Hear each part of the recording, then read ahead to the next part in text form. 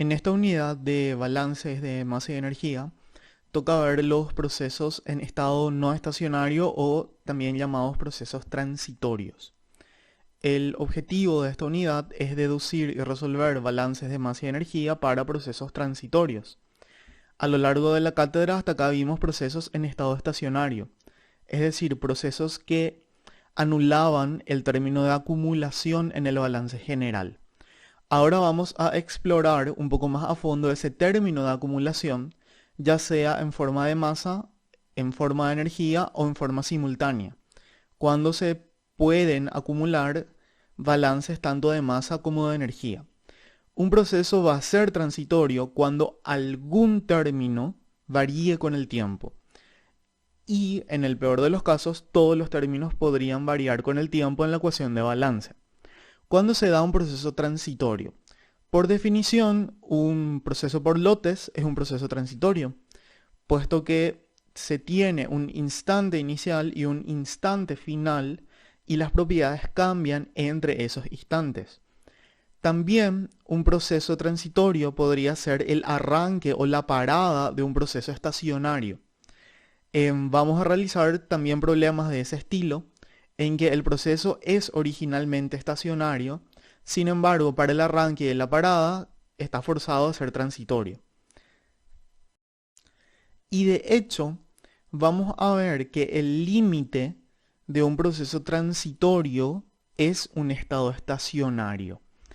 Es decir, cuando el proceso estacionario está arrancando o está parando, necesariamente es transitorio. Pero cuando ya se pone en régimen, las variables del proceso tendrían que permanecer constantes respecto al tiempo. Iniciamos con la ecuación general de balance, la ecuación de siempre. Acumulación es entrada más generación menos salida menos consumo. Cada uno de estos cuatro términos puede ser expresado como un producto entre el flujo, por ejemplo, le tenemos a la entrada, entre el flujo de entrada y el intervalo de tiempo, en que, por ejemplo, se está estudiando el proceso, en que, por ejemplo, dura un lote, el intervalo de tiempo en que, por ejemplo, dura un arranque o una parada. Entonces, es ese intervalo del tiempo del cual estoy hablando acá. Si se considera que el flujo másico de entrada es este, entonces la masa que entra en un intervalo delta t vendría siendo el producto del flujo másico de entrada por ese intervalo de tiempo.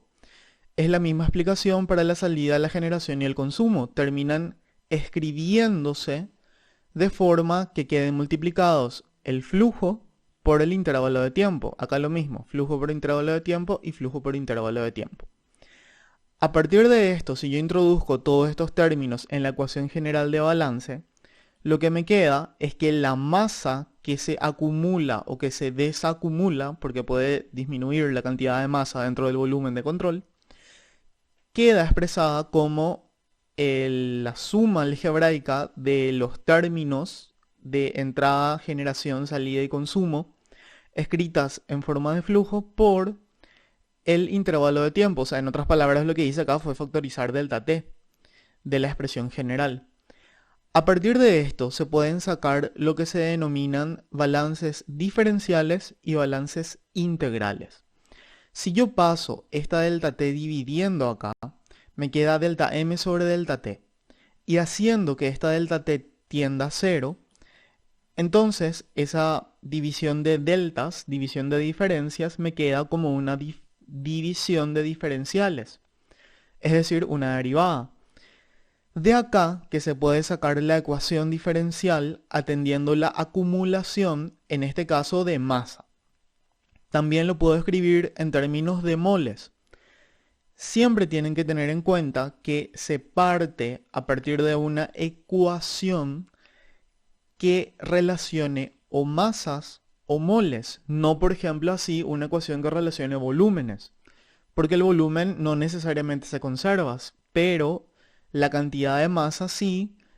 Entonces, partiendo de esta ecuación general, se sabe que para poder proporcionar una solución, además de tener la ecuación, necesitamos tener un valor inicial o una condición de frontera.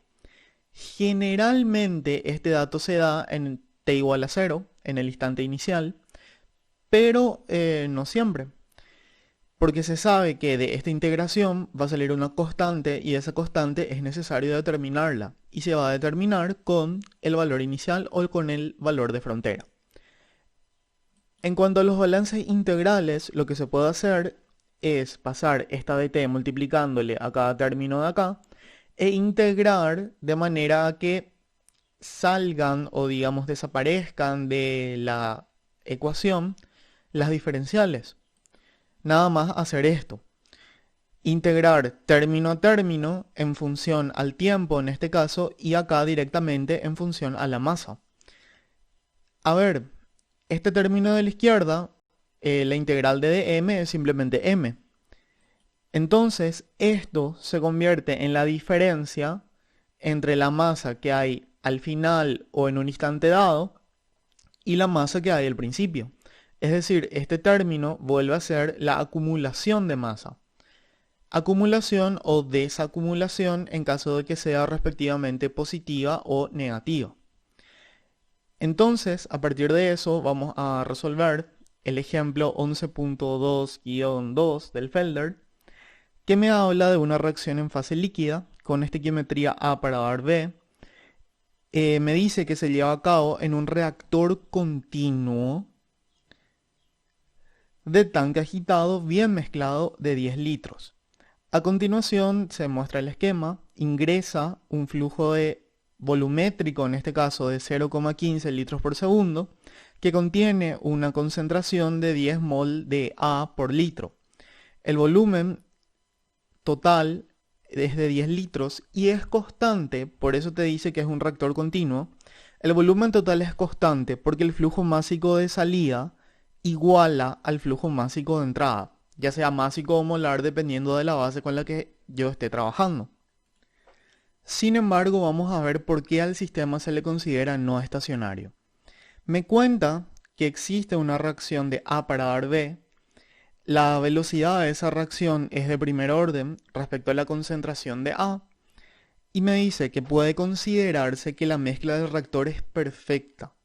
Esta es una aclaración bastante importante porque lo que me permite deducir es que el contenido del tanque es uniforme y la concentración de A en la corriente de producto es igual a la que está dentro del tanque. Si la mezcla no fuera perfecta, la concentración de A termina variando de un punto a otro. Entonces, digamos, el número de moles de A, además de ser función del tiempo, termina siendo función de su posición. Y termina quedando así. Y acá ya tendríamos que hablar de derivadas parciales y demás cosas. Esta función nosotros no la vamos a tener en cuenta en balances de masa y energía. No la vamos a tener en cuenta y vamos a aproximar que Na, que los moles de A, son directamente función del tiempo. Esto se hace válido cuando tiene una mezcla perfecta, cuando el contenido del tanque es uniforme y también permite aproximar a que la composición o las condiciones del flujo de salida son iguales a las condiciones dentro del tanque. Al principio, me cuenta, el tanque se llena con una solución que contiene 2 moles de A por litro. Esta sería mi condición inicial. Y después se inician los flujos de entrada y de salida. Me pide que escriba una ecuación de balance para la especie A en el tanque y proveer de una condición inicial. Calcular CAS. ¿A qué le llama CAS el libro? La concentración en estado estacionario. Esto sería un arranque de un reactor intermitente, tal que la concentración de A en el instante 0 me cuenta que vale 2 moles de A por litro. Sin embargo, esto se está mezclando con una concentración, con un flujo de entrada cuya concentración es de 0,15 litros por segundo. Estoy mezclando dos soluciones de concentraciones distintas. Entonces, la solución resultante va a tener una concentración que varíe con el tiempo. El valor de la concentración de A en el estado estacionario se aproxima como cuando t tiende a infinito, es decir, cuando ya pasó un tiempo suficiente para que la concentración de A se estabilice, se considera que dicha concentración permanece constante. Y es esa la concentración en una condición estacionaria. Luego me dice que dibuje la forma esperada de la gráfica de CA contra T y que despeje CA en función al tiempo en la ecuación de balance. Verificar la solución y graficar el comportamiento real de la concentración de A contra el tiempo. Es decir, en el ítem 4, me pide básicamente que resuelva la ecuación diferencial. Entonces, el único balance que valdría la pena escribir es el balance de A. ¿Por qué? Porque si nos fijamos, la cantidad de moles de entrada y la cantidad de moles de salida son iguales. Si se puede hacer una consideración de que la densidad permanece esencialmente constante, entonces la masa de entrada, el flujo másico de entrada mejor, sería una multiplicación de la densidad por el flujo volumétrico. Y el flujo másico de salida también sería una multiplicación de la densidad por el flujo volumétrico. Si se fijan, los flujos volumétricos son iguales y, digamos, por más de que esté variando la composición de lo que está saliendo, puedo considerar que la densidad se mantiene esencialmente constante, entonces el flujo másico de entrada y el flujo másico de salida son iguales. No vale tanto la pena escribir el balance de masa total, pero sí sería interesante escribir el balance de A. En este caso, ya que las concentraciones están expresadas en mol por litro y estoy hablando de una reacción, lo que vamos a hacer es escribir el balance de moles de A. Un balance de moles de A, partiendo de la ecuación general, se sabe que acumulación es entrada menos salida más generación menos consumo. Lo primero que hay que ver es qué términos anular. A se acumula, o sea, cada vez hay o más A o menos A, entonces ese término no se puede anular. Existe A tanto en la entrada como en la salida. A no se genera, A no es un producto. A sí se consume, es un reactivo. Entonces lo que vamos a hacer acá es proceder a escribir cada uno de esos términos. La acumulación de A vendría siendo la variación de los moles de A con respecto al tiempo. La entrada de A. Se tienen como datos el flujo volumétrico en litros por segundo y la concentración de entrada en moles por litro. La multiplicación de esos dos entre litros por segundo y mol de A por litro queda el flujo molar de A en la entrada. Entonces es cuestión de multiplicar 0,150 por 10. 0,150 por 10. ¿Cuánto sale de A? Sale un flujo volumétrico de 0,150 litros por segundo también, pero en este caso multiplicada por una concentración que es la misma que la concentración instantánea en el tanque. O sea, esta concentración va a terminar siendo una función del tiempo. Entonces acá dejo multiplicado 0,150 por la concentración de A, siendo la concentración de A, repito, función del tiempo. A esto se le resta el consumo. Si nos fijamos, esta sería la velocidad de consumo de A, pero expresada en moles por litro sobre segundo. Esa R, la velocidad de reacción, lo voy a poner aquí, 0,050 CA. Esto está en moles sobre litro por segundo, pero tengo que tener consistencia dimensional en mi ecuación. Tal es así que esto necesita ser multiplicado por el volumen en litros. Así, esto me queda, así sería, esto me queda en moles por segundo, en unidades de flujo molar. El volumen del reactor, porque la reacción está ocurriendo dentro del reactor, es de 10 litros y es constante. O sea que esto directamente ya sería 0,05 la concentración de A multiplicado por 10. Así. Ahora, para este término Na, esto resulta de la multiplicación de la concentración de A por el volumen. A ver, número de moles, o bien, si definimos la concentración como mol por unidad de volumen, porque está bien, porque es mol por litro, entonces el número de moles vendría siendo la multiplicación entre A y B. Esto diferenciándolo respecto al tiempo, tenemos lo siguiente. Esto es una constante, es igual a 1,5. Y esto vendría siendo 0,5 Ca. Entonces, sumando este término y este término, lo que tenemos es 0,2 Ca.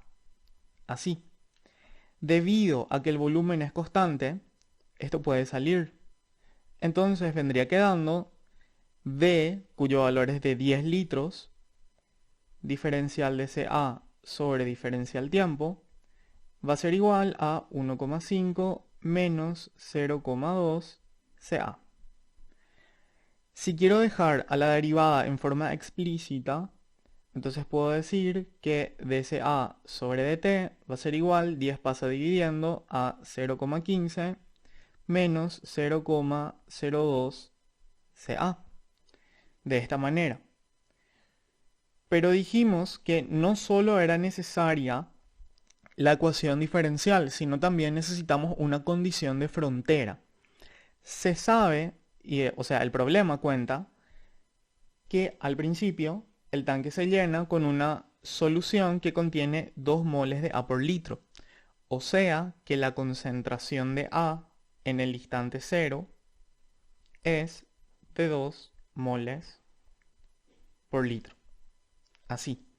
Entonces quedaría completamente definido el sistema a resolver y solamente necesitaríamos resolverlo. Respondiendo a las preguntas del problema. A ver, el 1 me pide escribir un balance para la especie A en el tanque y proveer una condición inicial. Eso fue lo que hicimos acá.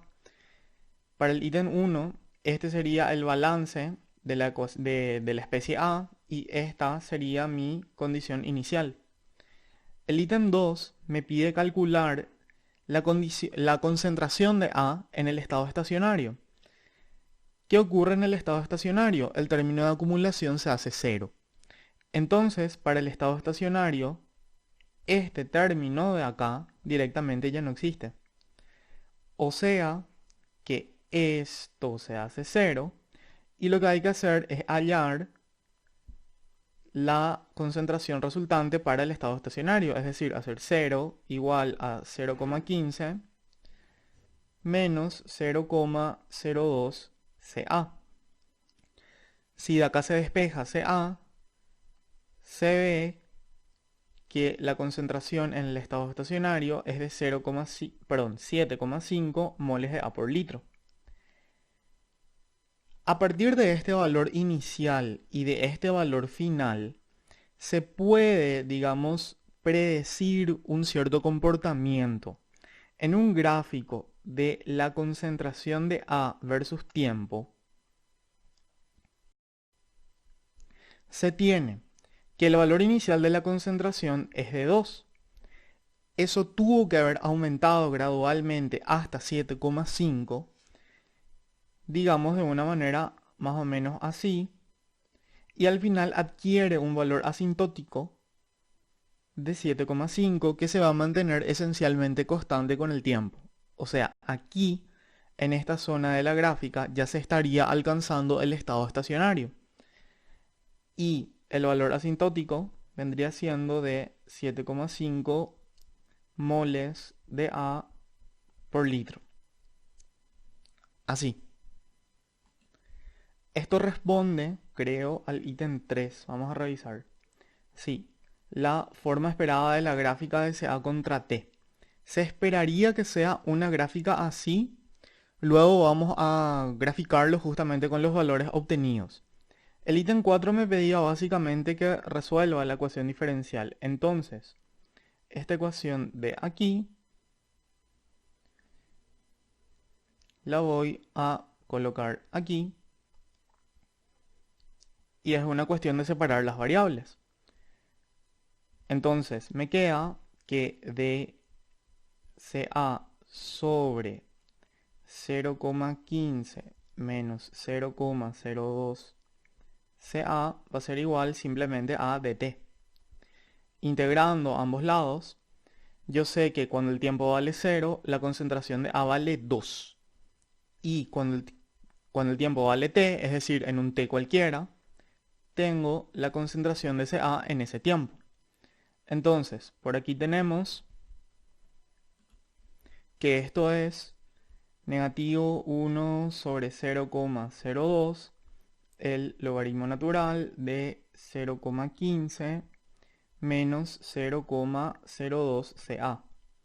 Este logaritmo natural ya me hace pensar en un asintótico. Luego, esto va a estar evaluado desde 2 hasta CA. Y la integral de dt simplemente va a ser t de 0 a t. A ver, para ser prácticos, a este menos le voy a llevar acá. Y a este 0,02, o sea, 1 sobre 0,02 lo voy a escribir como 50. Entonces, reemplazando los límites de integración, esto es 50, logaritmo natural, ya que me va a salir una resta de logaritmos aplicando las propiedades, esto puedo escribirlo como 0,015 menos, perdón, 0,15 menos 0,02 CA sobre 0,15 menos 0,02 por 2. Así. Y esto va a ser simplemente menos t más 0, que directamente ya no lo escribo. Entonces, haciendo algunos pasos matemáticos, 0,15 menos 0,02 CA sobre 0,15 menos 0,02 por 2. Pero pensándolo bien, a esto yo lo puedo escribir como un solo número. Me quedaría 0,11.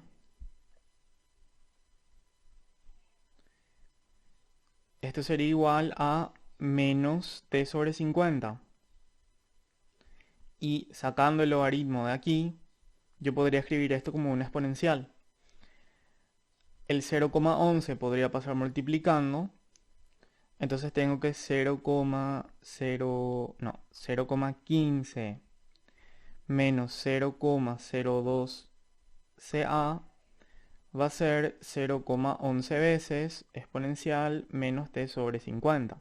Así, despejando ya directamente ese a de este término, vendría siendo 0,15 menos 0,11 exponente de menos t sobre 50, 0,02 veces CA. Si el 0,02 pasa dividiendo, tengo que la concentración de A ya en función al tiempo sería de 0,15 dividido 0,02 es 7,5 menos 0,11 dividido 0,02 es 5,5 exponente de menos t sobre 50. Así. Convendría verificar, voy a hacerle un cuadro más lindo. Convendría verificar esta solución. En t igual a 0, puedo reemplazar el 0 aquí, entonces tengo que en todo este término se convierte en 1, porque se vuelve e a la 0 que es 1. Entonces directamente me queda que la concentración de A es 7,5 menos 5,5 por 1. y esto vendría siendo 2 moles de A por litro, lo cual coincide con mi condición inicial. Luego, para el estado estacionario, T se aproxima a infinito. Reemplazando infinito en la ecuación, la concentración de A sería de 7,5 menos 5,5, lo voy a bajar, exponente negativo lo voy a bajar y voy a dejar un exponente positivo, e al infinito. El infinito es infinito, este número se hace 0. Entonces me queda que la concentración en el estado estacionario es de 7,5 moles de A por litro, lo cual también está bien, lo cual condice, lo cual, digamos, está a favor de la predicción que estábamos haciendo. Entonces, lo que hicimos acá fue llevar la expresión en una tablita Excel. Se le fueron dando distintos valores al tiempo. En este caso le di valor hasta t igual a 500. Y si ustedes se fijan en la concentración va de 2 aumentando gradualmente y va tendiendo cada vez más a 7,5. Tal que a partir de 4,70 aproximadamente ya casi no se nota la diferencia. Ojo, no se nota la diferencia porque acá yo escribí con 3 decimales. Pero si yo lo escribiese con más decimales, sí se estaría notando la diferencia. Pero si uso un cierto nivel de precisión de, digamos, 3 decimales, así, entonces se ve claramente que ya va tendiendo a la concentración de 7,5. Y efectivamente, si esto lo ponemos en una gráfica, tenemos que la concentración inicial es de 2 moles por litro, va aumentando asintóticamente hasta la concentración de 7,5 moles por litro.